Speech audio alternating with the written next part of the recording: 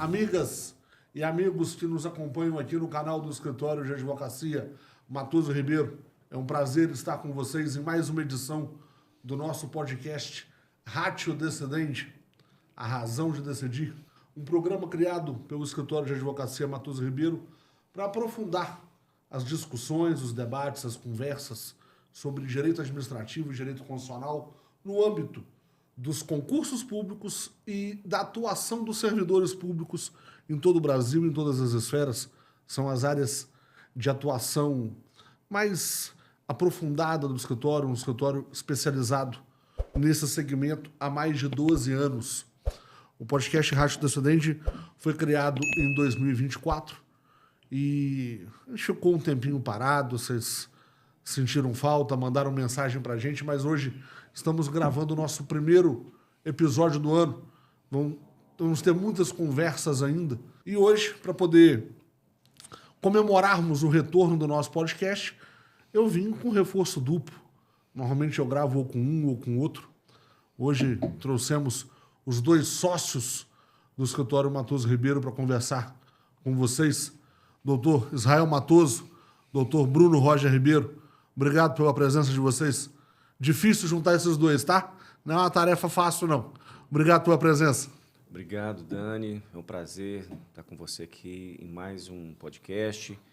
Obrigado também, doutor Bruno, meu sócio, por essa oportunidade de a gente trocar ideia e apresentar, assim, esperamos, mais esclarecimentos para os concurseiros, para os servidores públicos, de uma forma geral. Espero que a conversa seja muito produtiva e instrutiva.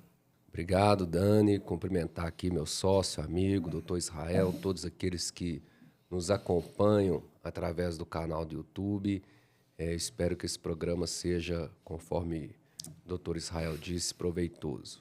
Bom, vocês que estão já acostumados a acompanhar o nosso canal, a gente está quase chegando em 25 mil seguidores aqui no YouTube, uma marca bastante significativa. Vocês já conhecem muito bem o doutor Israel, o doutor Bruno, eles que preparam esses conteúdos específicos para vocês de direito administrativo, direito constitucional, ou então no nosso programa ao vivo, o X da Questão, sempre tirando as dúvidas que vocês mandam para a gente lá no Instagram. Se você está chegando agora, a primeira vez que você visita o nosso canal, eu vou fazer uma apresentação muito breve dos dois.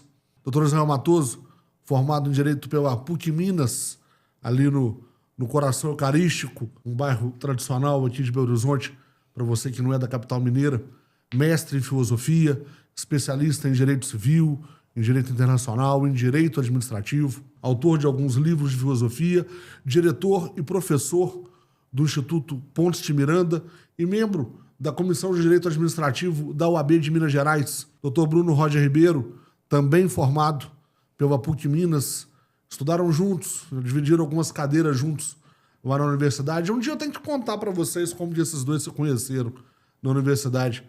Eu só tenho que contar longe deles, porque perto eles brigam comigo. Dr. Bruno, formado em Direito pela PUC Minas, lá ele também fez suas especializações em Direito Tributário, em Direito Administrativo, em Direito Processual, é mestre em Direito Processual, está agora já começando o seu doutorado, também professor e diretor do Instituto Pontes de Miranda, já com algumas obras concluídas por uma convenção específica do Instituto Pontes de Miranda. Vou deixar o link aqui para vocês. O doutor Bruno também é colunista do portal Brasil 37, coisa que o doutor Israel está me enrolando já há algum tempo para poder também ser. Fico cobrando a ele as colunas e os artigos. Vai sair em breve. Vai sair em breve? Para 2026? 26 ainda. Promessa dele, hein? Vamos cobrar. Gente, hoje o nosso Ratio Decidendi vai discutir. Nós vamos conversar especificamente sobre algumas características muito específicas de um público muito querido por vocês, muito defendido por vocês, seja no âmbito dos concursos, seja já dentro do serviço público, que são as pessoas com deficiência.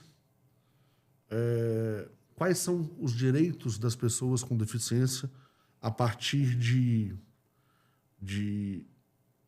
dois prismas muito específicos. O do diagnóstico superveniente, o diagnóstico tardio, e da adaptação razoável. A gente não vai fazer uma conversa totalmente abrangente, uma conversa final sobre todos os direitos das pessoas com deficiência, porque isso ia demandar talvez umas 5 edições do Rádio Descendente, algo que não dá para a gente poder esgotar em um episódio único. Mas a nossa ideia é que nesse episódio a gente aborde essas 2 questões específicas, que é sobre elas que a gente vai falar hoje.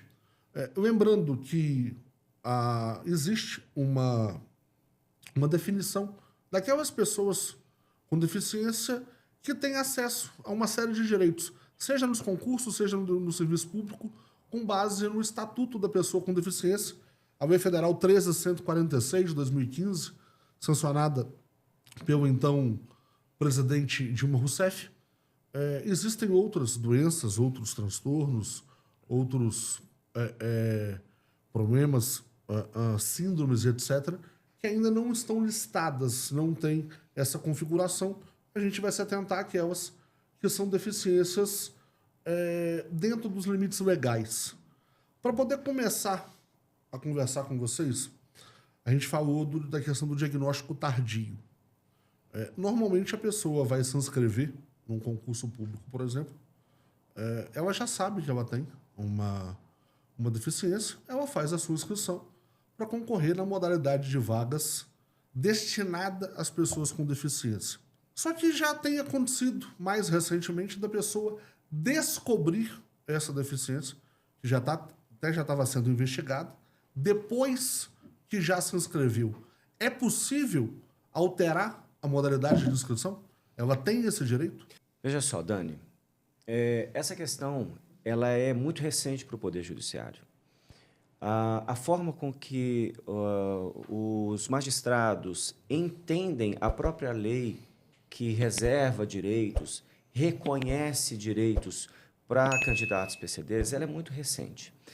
Ela é recente sob o ponto de vista daquilo que é o mais básico, que é exatamente a questão de uma legislação que defende, que protege direitos, mas, ao mesmo tempo, é muito recente também o reconhecimento de que algumas patologias, de que algumas doenças, de que algumas síndromes, né, o reconhecimento de algumas doenças, síndromes, também é muito recente. Vamos pegar como exemplo aqui, só para ampliar um pouco, para depois a gente ir afunilando a discussão. Vamos pegar a questão do autismo. O autismo, por si só, é relativamente uma questão nova, um entendimento novo para a sociedade como um todo, para a medicina, para a sociedade e, por consequência, para o Poder Judiciário, para o sistema judiciário de uma forma geral. Então, o reconhecimento, a categorização do autismo como PCD, inclusive, é algo ainda mais recente do que o próprio Estatuto, né, que defende os interesses dos candidatos PCDs. Então, antes da gente adentrar em algumas especificidades, é importante dizer que esse é um assunto completamente aberto. É um assunto que ainda precisa ser discutido muito caso a caso, onde precisa ser analisado a questão dos laudos médicos e por aí vai.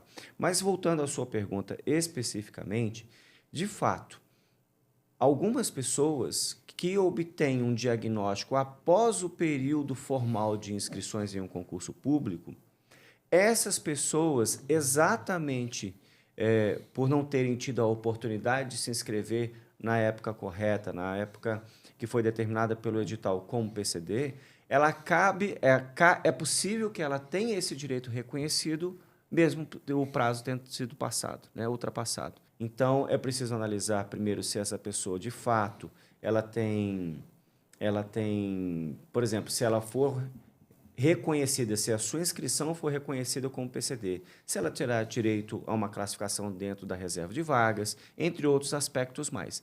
E é claro, antes de qualquer coisa, também confirmar se a questão que o diagnóstico, de fato, a caracteriza como PCD. Então, como o doutor Israel disse, é uma um tema muito recente, né? Essa tese da retificação da inscrição em virtude de um diagnóstico superveniente, que inclusive é uma tese do nosso escritório, né? O primeiro acórdão que existe no país, que Bem é do lembrado, TRF1, do Tribunal Regional da Primeira Região, é um acórdão sobre uma demanda do nosso escritório, do diagnóstico superveniente de um candidato no concurso do TSE unificado, né, do Tribunal Superior Eleitoral. Então, se você pesquisar a jurisprudência dos tribunais, você não vai encontrar, né? Tanto que quando a gente atua em outro tribunal, a gente utiliza esse precedente do TRF1 como um precedente com eficácia persuasiva, né, para dizer para o magistrado de primeiro grau, para dizer para os desembargadores que é uma matéria nova que merece atenção. Porque o que nós estamos discutindo não é uma condição que houve depois da inscrição, não. A doença ou a causa da deficiência já existia no momento da inscrição, mas não havia um diagnóstico. Nem o próprio candidato tinha conhecimento da sua própria condição, né? Então, o que importa, né, e aí o que a gente debate muito nessa tese jurídica, não é a forma, né, esse excesso de formalismo, se a pessoa fez ou não fez, se preencheu ou não preencheu o formulário, se marcou ou deixou de marcar uma opção. O fato mais importante é que no ato da inscrição a pessoa não sabia que ela podia, né, concorrer na reserva de vaga PCD porque ainda não havia sido diagnosticada. Então, é um tema muito recente, uma tese jurídica consistente, que eu particularmente considero razoável, né, que o candidato que obtém esse diagnóstico superveniente também tenha o direito de retificar a sua inscrição e ser reclassificado na modalidade de reserva de vagas. É claro, quando o concurso prevê aquela etapa da entrevista biopsicossocial ou da perícia médica, o nosso pedido para o judiciário não é para que o candidato seja automaticamente inserido na lista de pessoas com deficiência, mas que ele seja submetido, inclusive, às etapas, né? Porque, dessa forma, o argumento que muitas bancas utilizam da quebra da isonomia, né, dessa maneira, não há quebra da isonomia. Então, é uma questão possível, respondendo a sua pergunta objetivamente, Dani, perfeitamente possível, mas ainda um debate muito novo no Poder Judiciário, muito novo. O que eu mais gosto quando eu vou gravar o Racho Descendente com esses dois é que o meu roteiro vai embora na primeira pergunta. Então, deixa eu aproveitar e te ajudar a atrapalhar ainda mais o seu roteiro. Obrigado, você é um gentil. Porque veio aqui uma lembrança, em Dr. Bruno, de uma cliente que chegou até o nosso escritório recentemente, deve ter algumas semanas, talvez umas 3 semanas. E ela trouxe o questionamento, ela viu alguns vídeos instrutivos que a gente tem no canal no YouTube ou no Instagram sobre esse assunto, e ela já veio muito bem informada, inclusive, mas, ao mesmo tempo, já trazendo o seguinte. Primeiro, ela falou, olha, vi os vídeos de vocês e tal, isso aqui realmente é possível? Sim, realmente é possível. É possível alterar a inscrição para PCD por conta de um diagnóstico tardio? Sim, como foi muito bem explicado pelo Dr. Bruno, sim. Mas ela já trouxe uma série de pesquisas jurisprudenciais. Falou, mas a jurisprudência ela é totalmente desfavorável para esse tipo de causa. Bom, primeiro, ainda voltando, por isso que é importante ressaltar aquele primeiro ponto que nós estamos discutindo aqui. Esse assunto é extremamente recente para o Poder Judiciário. Não existe uma jurisprudência estagnada, consolidada do ponto de vista da estagnação, definida. É uma jurisprudência que precisa ser compreendida, porque a questão dos PCDs, o entendimento, a interpretação, inclusive, especialmente de caso a caso, é um entendimento ainda a se construir. Então, o nosso papel, ele vem sendo, e aqui vai a mensagem direto para você, que está nos escutando, nos assistindo, é exatamente essa. Não existe uma jurisprudência completamente definida, favorável. Existe uma jurisprudência a ser construída porque o assunto é novo. E a nossa promessa, sempre, para todos que nos procuram, é um trabalho técnico sempre com muita excelência, de alto nível, obviamente para aumentar a chance de obtermos êxito, e é o que a gente vem conseguindo nesses últimos processos. Inclusive, assim, em muitos tribunais esse debate sequer chegou, né? Exatamente. Não houve ainda uma demanda, um recurso de apelação, um agravo de instrumento, nenhuma demanda. Então, quando a gente pesquisa a jurisprudência da maior parte dos tribunais do país, sequer houve discussão sobre essa matéria. Exato. Essa construção da tese, e é mais uma tese inédita do escritório Matoso Ribeiro nessa área de concursos que começa a ser adotada pelo Brasil afora. Eu lembro da tese que vocês construíram em 2024 com relação às provas discursivas, ao espelho de correção, ao direito que os candidatos têm de um acesso pormenorizado ao seu espelho de correção.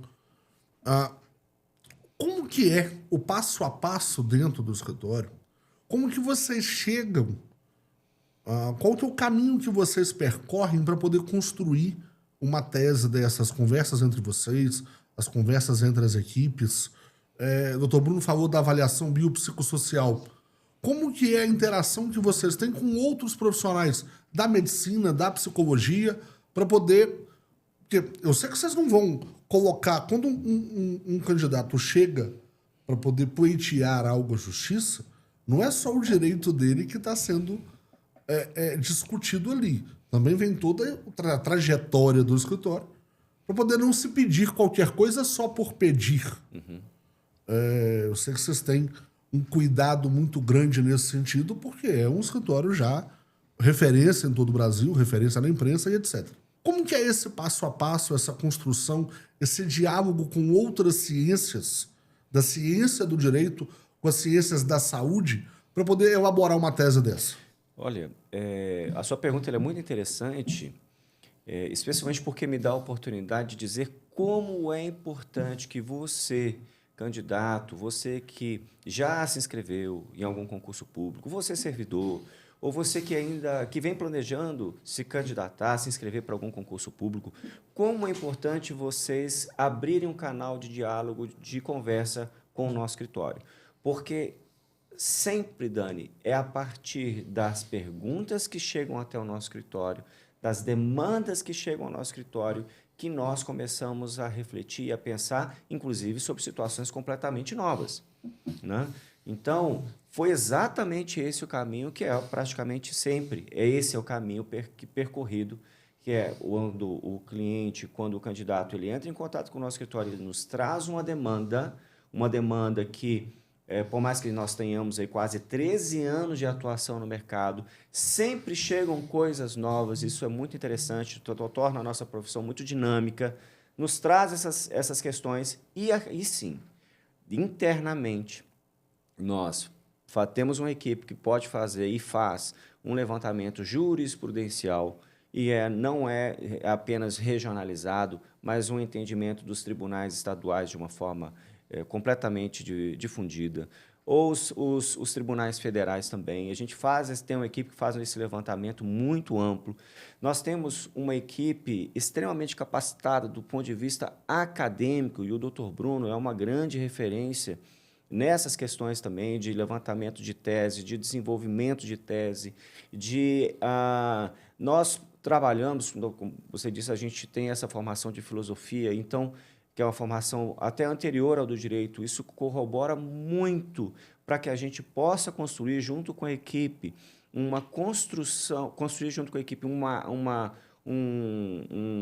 uma retórica extremamente eficiente, uma construção de raciocínio lógico, que, inclusive, amparado por jurisprudência, amparado por teses já firmadas ou a serem construídas, como que é o que nós estamos discutindo aqui.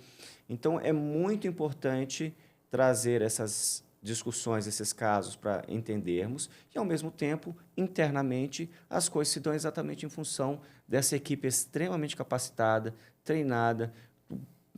Nossos advogados, pós-graduação, são profissionais, aliás, é até difícil, né, conseguir, de certa forma, se firmar no nosso escritório por conta de todas as exigências que a gente mantém lá no escritório, enfim.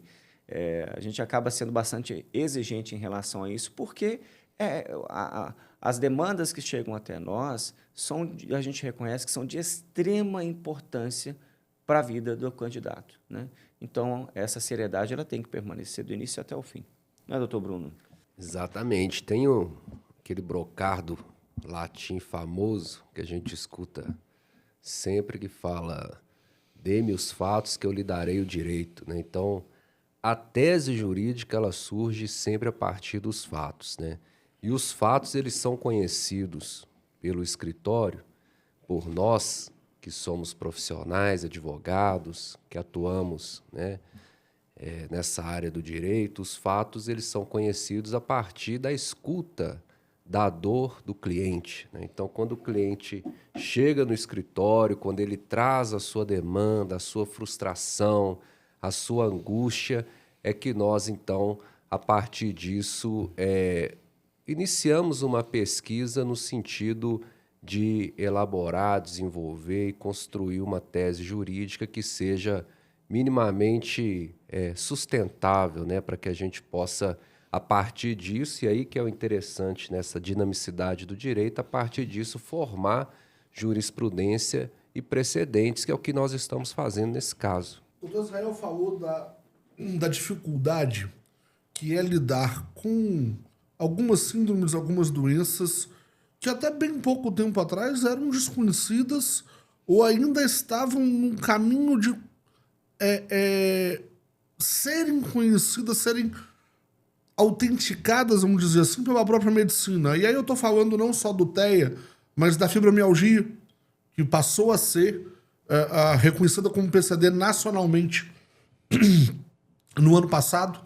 A gente está aqui às portas do TDAH ser reconhecido como... A visão monocular. A visão monocular e várias outras. Como que é construir, do ponto de vista de vocês como pesquisadores do direito que são, de construir a jurisprudência ao mesmo tempo que a história da medicina está sendo contada? O desafio é dobrado?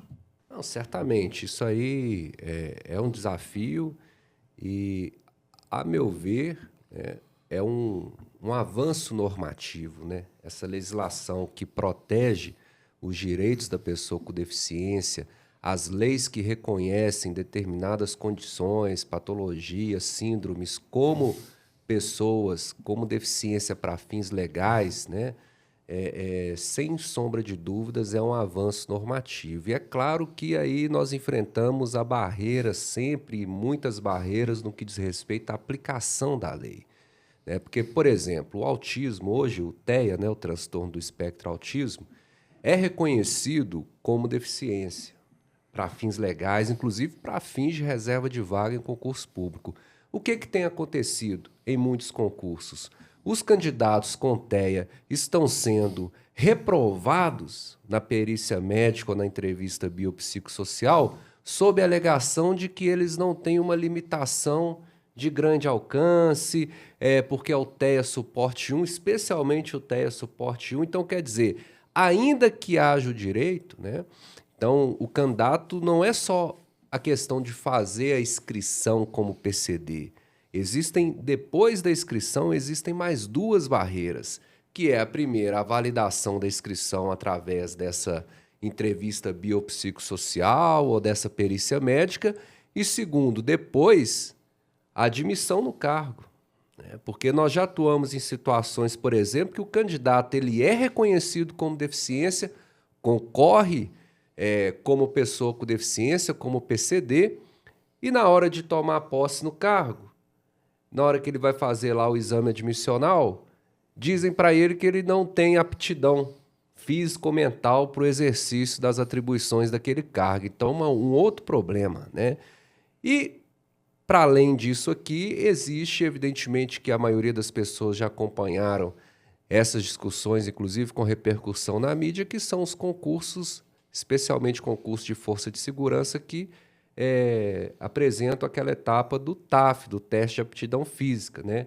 E aí toda a discussão de adaptação razoável, ou seja, se a gente for pensar aqui em servidor, uma série de outros desafios, então essa pauta da pessoa com deficiência para o direito administrativo é uma pauta muito estratégica, muito interessante, muito, como eu posso dizer, muito promissora, né? Nós temos aí diversas possibilidades de tese jurídica e de fazer com que esse avanço normativo na legislação reflita também na jurisprudência dos tribunais. O que é importante destacar, pessoal, é exatamente o fato de que esse assunto ele precisa ainda ser construído. O discurso, o entendimento sobre o PCD e todos os seus desdobramentos, ele é um texto aberto. Ainda cabem muitos entendimentos. E é um prazer enorme participar desse momento da história do judiciário brasileiro, porque a gente começa a ter até uma responsabilidade maior no entendimento do assunto mesmo, de uma forma nacional, eu até diria. E aí, eu retomo até uma parte da sua pergunta anterior, como isso é um texto ainda a ser construído, as narrativas, elas precisam também começar a ser adequadas. Exemplo, quando um candidato entra em contato com o nosso escritório, por muitas vezes, eles nos trazem laudos muito simplistas, muitas vezes escrito à mão, às vezes por um médico que não necessariamente é um especialista, ou seja, ele não tem um RQE, né? Ou um laudo que, por mais que ele traga alguns detalhamentos, ainda assim, ele não traz uma explicação assertiva para aquilo que é importante demonstrar dentro de um processo judicial, né? Então, a narrativa, o texto, a discussão, como ela está aberta, ela precisa ser refinada.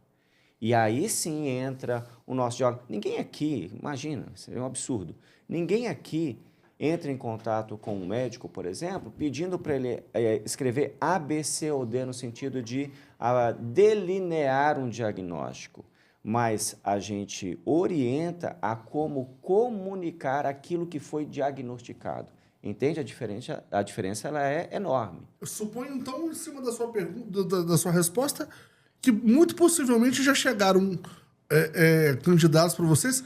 Tem um modelo de laudo? É muito comum, extremamente comum. Você pode, então, me dar um modelo aqui para o meu psiquiatra, para o meu neuropsicólogo fazer? Não, não existe laudo, não existe um modelo. O que existe é o que precisa, qual informação, lembre-se, o texto precisa ser construído. Qual informação precisa ter ali para que o juiz entenda que, de fato, você se enquadra ou não. Se aquela informação ela não se enquadra no seu caso, não faz parte do seu diagnóstico, ela não pode estar ali. Então, essa é uma decisão, quem tem autoridade para descrever os aspectos da patologia, da síndrome, seja lá o que for, é o médico, é o psiquiatra, né, dependendo da situação, é um médico especialista. Ele vai trazer essas informações. Agora, muitas vezes a gente dá orientação no sentido de comunique, nós precisamos que se essa pessoa tem esse diagnóstico, isso fique claro dessa e dessa forma. Faz uma diferença, isso faz uma diferença absurda. Invariavelmente, o que a gente tem visto por parte da administração pública, das bancas, etc., quando chega uma ação que requer a alteração da modalidade de inscrição do candidato, no caso, esse candidato que teve o diagnóstico tardio, o diagnóstico superveniente, não pode, porque fere o princípio da vinculação ao edital. Invariavelmente, esse é o primeiro argumento. Até que ponto esse princípio é estanque? Até que ponto esse princípio, que é um princípio válido, é um dos princípios que rege a seleção pública, o direito administrativo, consagrado na nossa doutrina, na nossa jurisprudência, mas até que ponto ele se coloca acima do direito dos candidatos? Como que vocês rebatem essa defesa da administração pública escorada nesse princípio? Então, Dani, na verdade, tanto as bancas de concurso quanto a maior parte aí da advocacia pública, né, que atua na defesa da administração, eles sempre apresentam defesas muito repetitivas, muito genéricas, e o argumento é sempre o mesmo. É a vinculação edital, a quebra de isonomia e etc, etc. Esse argumento, na minha avaliação, ele é tão frágil, né?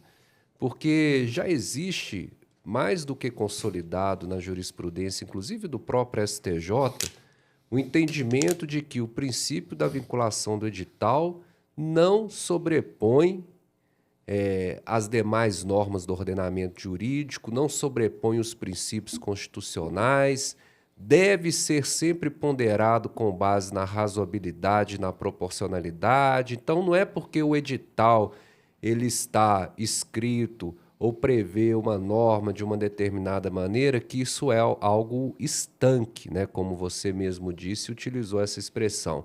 Então, isso aí é um argumento muito frágil, né? Eu quando vejo assim, é muito raro a gente se deparar com defesas, tanto de bancas quanto da própria administração, que sejam defesas consistentes e fundamentadas. É muito raro. Na maior parte dos casos, a gente nem precisa fazer muito esforço para impugnar ali o que eles estão articulando ali enquanto argumentos, que é sempre isso: vinculação edital, quebra de isonomia, ilegitimidade ou legitimidade, tem que fazer litisconsórcio, incluir os outros candidatos no polo passivo, é sempre a mesma coisa, né? Parece que não há um esforço argumentativo nesse sentido. É claro que eles têm que fazer a defesa, porque isso aí faz parte do contraditório, mas esse argumento é um argumento muito frágil. Vocês acham que, a partir do momento que a chegada de pessoas com essas deficiências que hoje estão sendo enfrentadas, que hoje muitas vezes vocês precisam mostrar para as bancas, olha, as deficiências existem, mas elas não impedem que a pessoa exerça o cargo.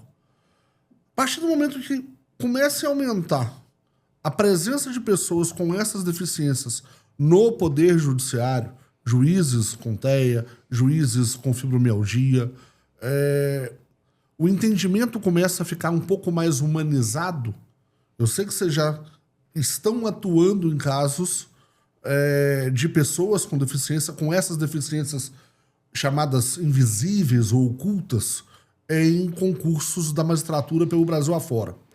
E que ainda é um nível muito baixo de magistrados diagnosticados com essas deficiências. A partir do momento que isso aumente, a gente vai ter uma atuação mais humanizada dos nossos tribunais? O que vocês pensam com relação a isso?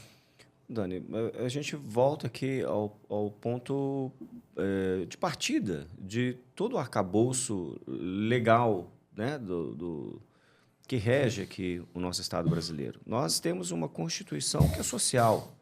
Acima de tudo, é uma Constituição social. Isso ainda é? Bom, depois de todas as emendas? Mas é uma grande característica, né? O fato dela, pelo menos, ter essa referência é que permite exatamente a defesa de parcelas da sociedade serem incluídas em absolutamente todos os direitos que a maioria das pessoas, a princípio, tem de forma muito natural, né? E que, naturalmente, alguns grupos são discriminados, né? Isso fere o princípio da isonomia, dentre outros.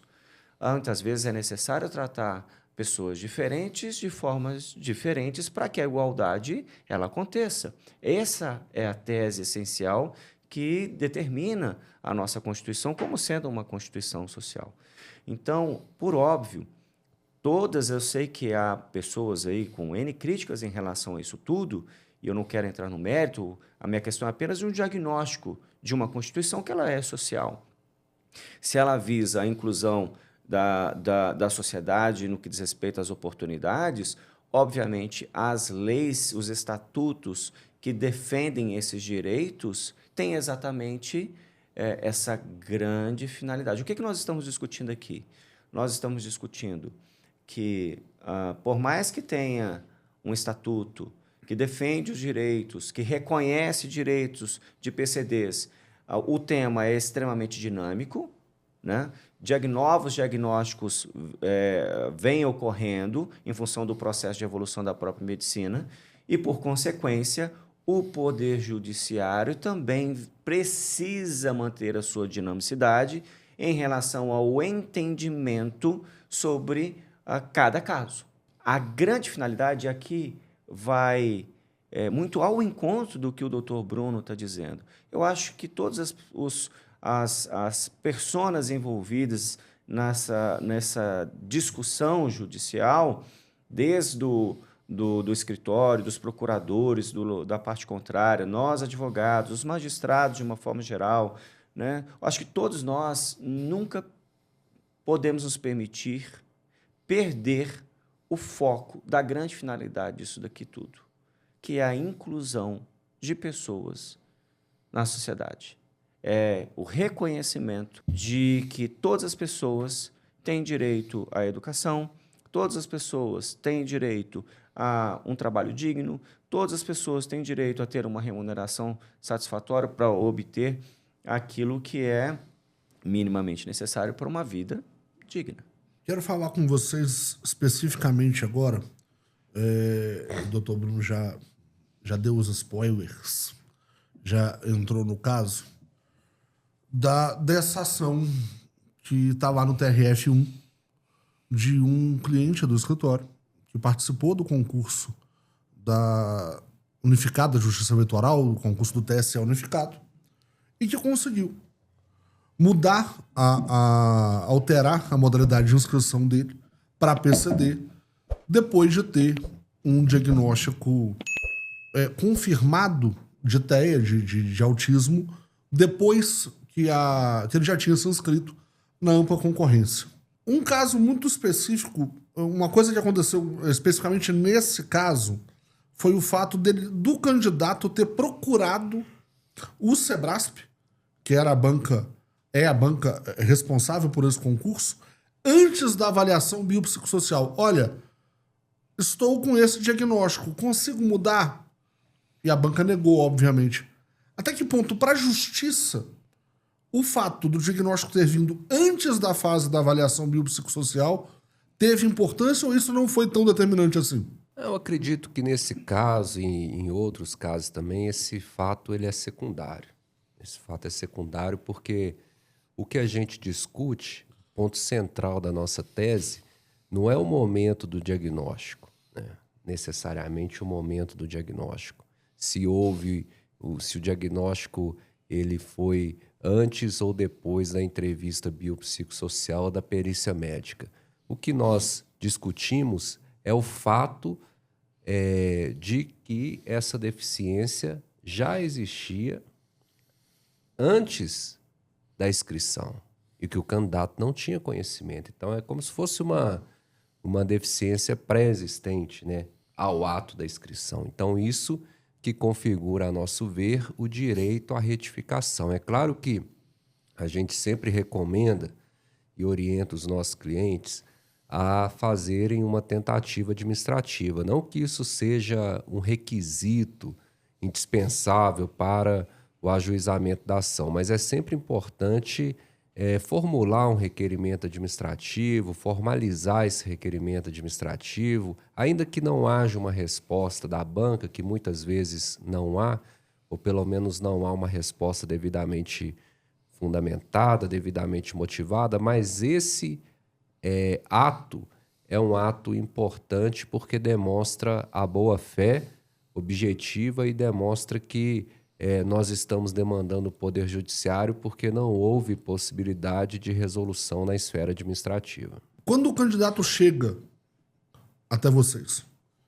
Olha, eu fiz o concurso,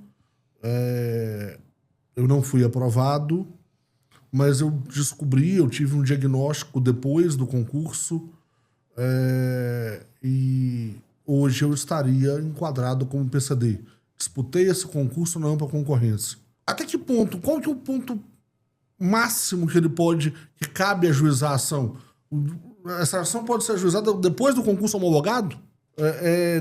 Eu sei que é um entendimento muito novo ainda, que não tem uma pacificação da jurisprudência, vocês já explicaram sobre isso, mas para que as pessoas que estão nos acompanhando, até que ponto esse direito dela vai ser defendido, consegue ser defendido na justiça?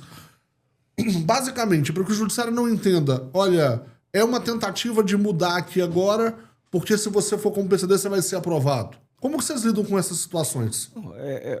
O raciocínio ele é bastante simples. De fato, o entendimento, de uma forma geral, ainda está sendo construído.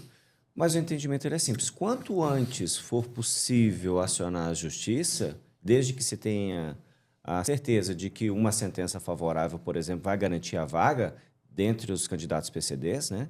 Quanto antes isso puder ser feito, melhor. O que é isso antes? Às vezes, até mesmo antes da entrevista biopsicossocial, ou logo na sequência que o candidato já teve ou a mínima ideia de que a sua pontuação vai ser suficiente para ele conseguir uma vaga como PCD, né?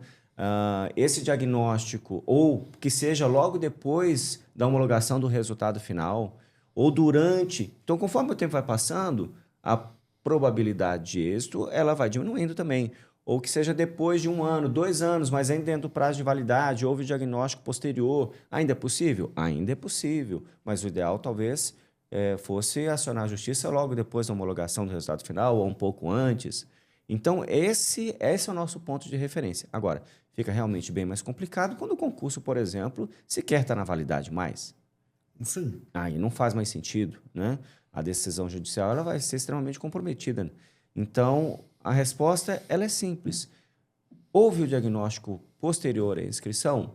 Comunique isso por e-mail, da melhor forma possível, à própria banca, ou à prefeitura, ou órgão, não importa. Muito provavelmente vai ser negado. Pelo menos essa é a realidade que a gente vem se deparando. E aciona a justiça assim que você tiver um mínimo de garantia ou uma boa ideia de que a sua nota foi suficiente para conseguir uma vaga como PCD. O fato dessas doenças, dessas síndromes, elas terem até a formulação do diagnóstico é uma coisa mais demorada. Dependendo do que a pessoa tiver, uma deficiência física, uma deficiência motora, isso com um exame simples ela consegue comprovar.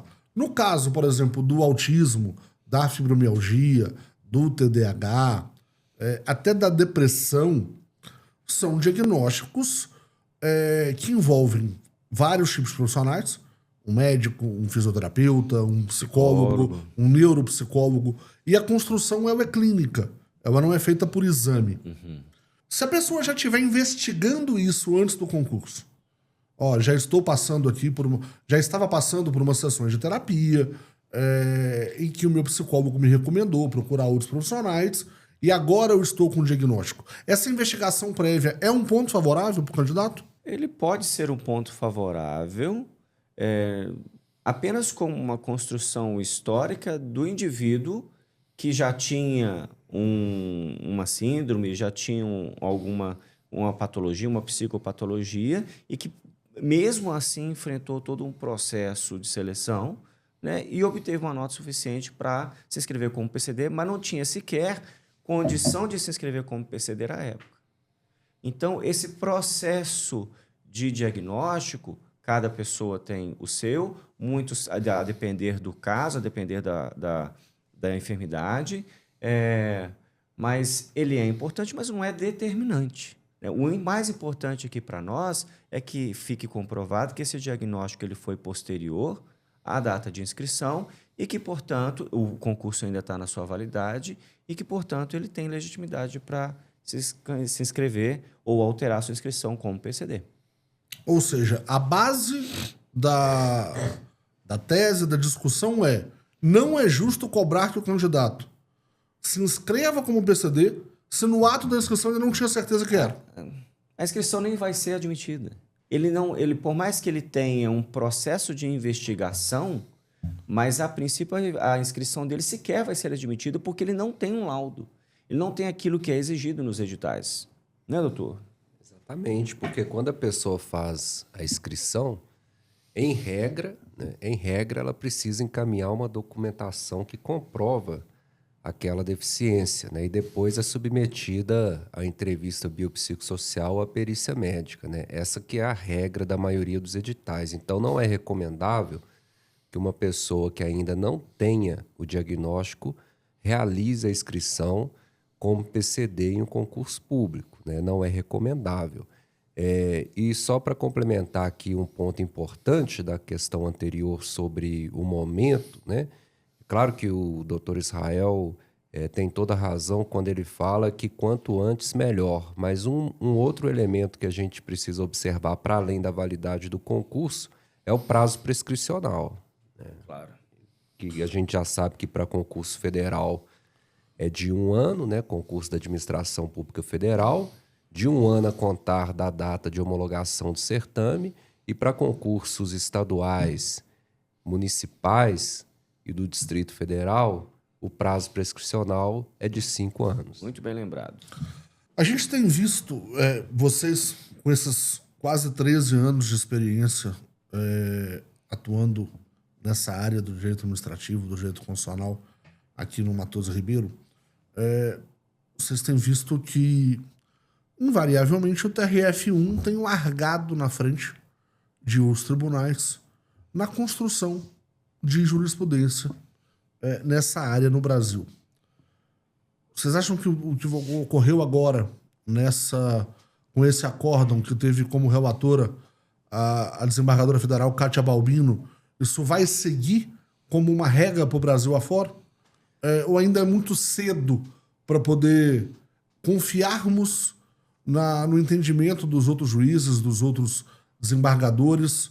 É uma coisa que ainda vai demorar para poder ser pacificado a partir dessa decisão que o Matoso Ribeiro conseguiu. Bom, nós estamos trabalhando e lutando sempre para que esse entendimento ele seja acolhido por todos os tribunais do país afora e que a jurisprudência se consolide nesse sentido. Agora, existe um motivo, né, uma justificativa, Dani, para que o TRF1 tenha esses debates e essa jurisprudência mais avançada do ponto de vista das demandas aí de concurso público. Porque os concursos dos órgãos da União, né, e das entidades da administração pública federal, quando, e na maioria das vezes a sede é no Distrito Federal, a ação é ajuizada, né, no Distrito Federal, na Justiça Federal, no TRF1, Seção Judiciária do Distrito Federal. Então, o volume de ações de concurso público no TRF1 é muito maior do que em qualquer outro tribunal regional federal, né? Então, por isso que a gente sempre observa que é um tribunal que tem uma jurisprudência mais avançada nessas matérias de concurso, porque esse debate ele é mais frequente, faz parte, né, já da dinâmica e da rotina do tribunal, das matérias que o tribunal aprecia. Tanto que na pauta, por exemplo, de heteroidentificação, a jurisprudência mais avançada do país é a TRF1. Não só nessa pauta, né, mas assim, estou dando aqui um exemplo fora dessa questão de PCD. Então, a gente espera que, tanto que nós estamos fazendo esse exercício, como eu disse no início, de utilizar esse acórdão do TRF1 nas nossas petições em outros tribunais federais, tribunais estaduais, mesmo sabendo que não cabe, né, não tem assim, vinculação nenhuma desse precedente para além do próprio TRF1, mas utilizando esse precedente como uma estratégia argumentativa. Uma referência. Né? Uma referência, o que a gente chama no direito de precedente de eficácia persuasiva, né? Para persuadir o magistrado.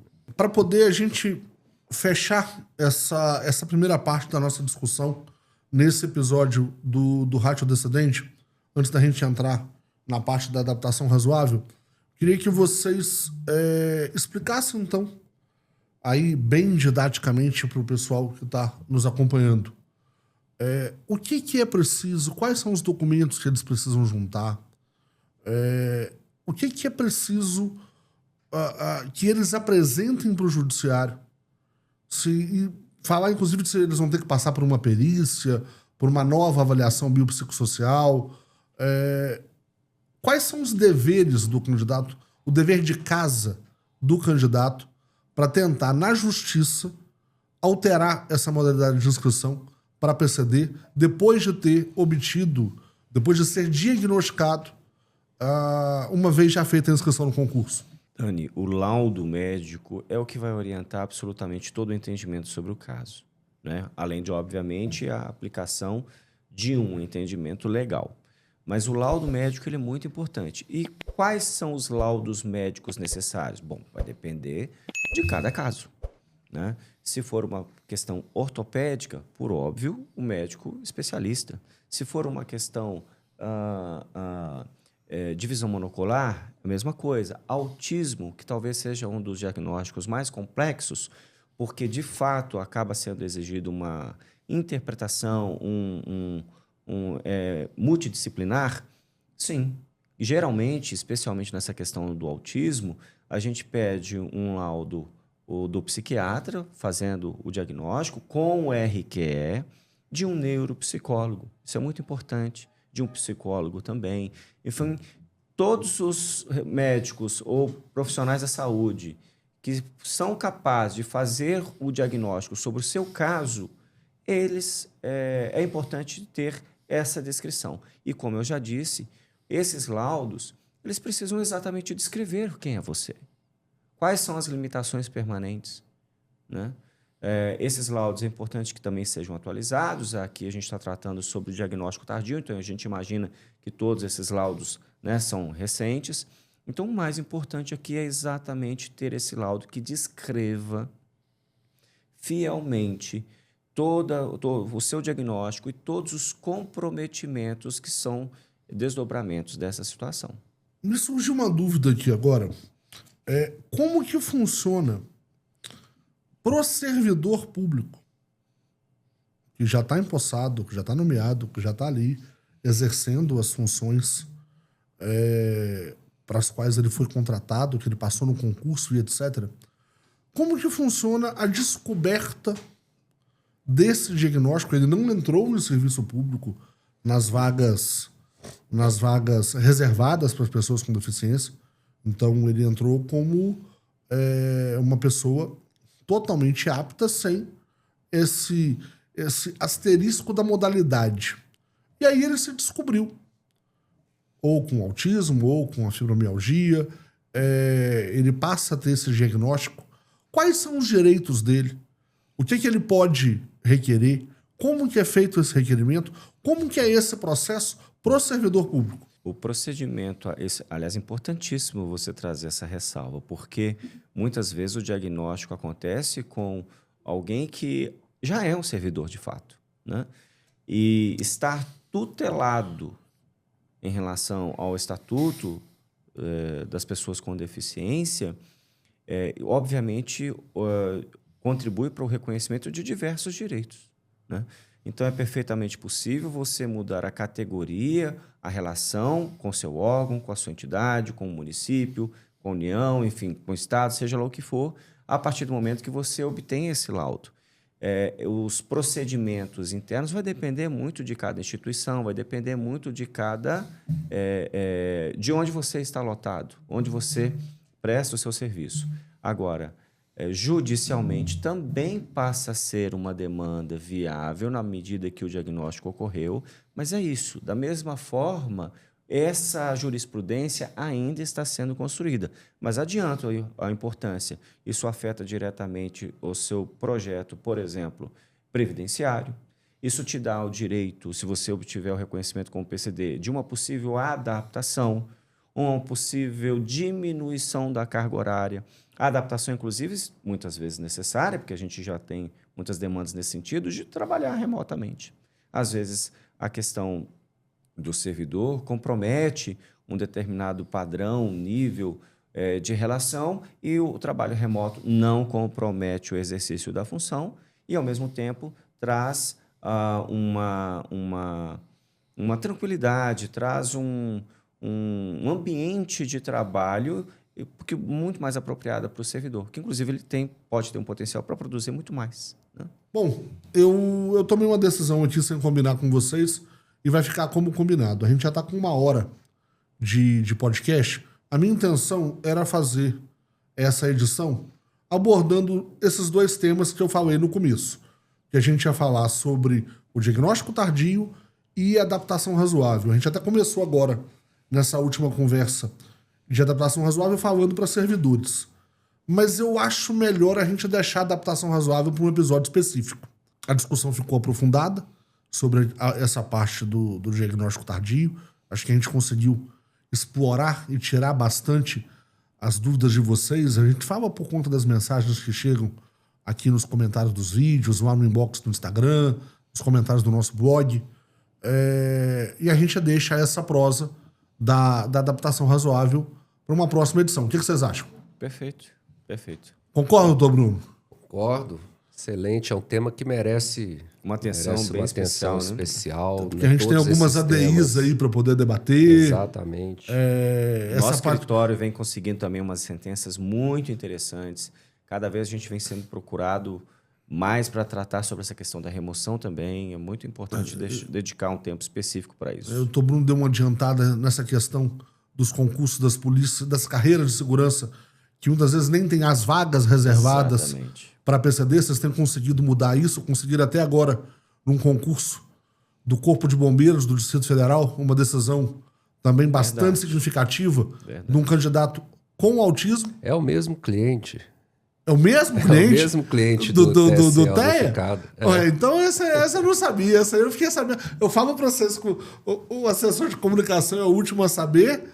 Esse cliente então já está quase pedindo música para o Matoso Ribeiro. Exatamente. 2 processos distintos. Nós temos um outro terceiro em curso lá do TJSP, é verdade, que ainda está pendente de julgamento, né?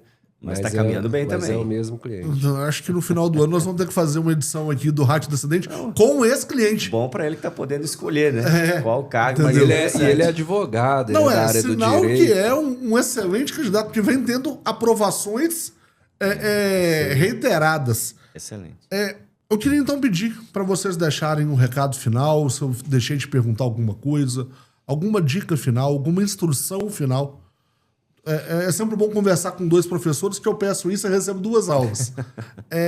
Para quem é PCD, para quem está fazendo essa investigação, que quer fazer um concurso público, que sonha com uma carreira pública, que já é servidor e que acha que tem alguma coisa de diferente acontecendo ali, que às vezes não sabe se tem o direito, se não tem.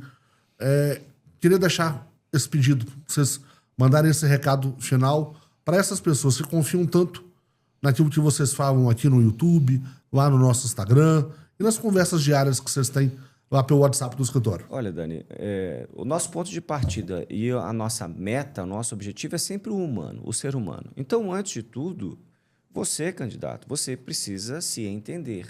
Você merece o diagnóstico correto. Para, antes de tudo, você compreender exatamente quais são suas limitações, quais são suas potências, enfim, o que você pode explorar, o que você precisa refinar, você passar por esse processo de autoconhecimento.